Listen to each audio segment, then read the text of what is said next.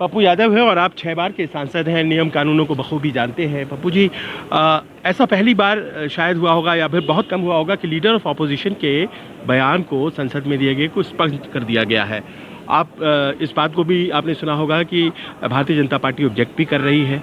क्या कहेंगे इस डेवलपमेंट पे? देखिए, मैं एक बात आपको बहुत क्लियर बता दूं, भारतीय जनता पार्टी कभी गीता, रामायण, बाइबिल, ग्रंथ, कुरान शरीफ इन सब चीज़ों को कभी ज्ञात किया ही नहीं, पढ़ा ही नहीं। भारतीय जनता पार्टी हमेशा बांटने की राजनीति, हमेशा आप उठा के देखिए, प्रधानमंत्री जी को राम पर भी भरोसा नहीं, गठबंधन पे भी नहीं, जबकि छोटी छोटी गठबंधन कर लिया, और खुद के लिए भी ईमानदार नहीं है। वो कभी मुजरा, कभी जेवर, कभी भैंस, कभी कुत्ता, कभी बिल्ली, कभी मुसलमान ज़मीन ले लेगा।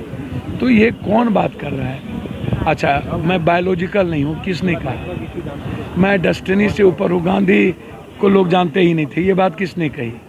तो जो बात आपने कही, राहुल गांधी जी ने उसी संदर्भ में शिव का उद्धरण और बुद्ध की बात कही है, वसुधैव कुटुंबकम, सर्वधर्म संभव, सार्वभौमिकता की बात की, अपोह दीपोह भव जो बुद्ध ने कहा उसकी बात की।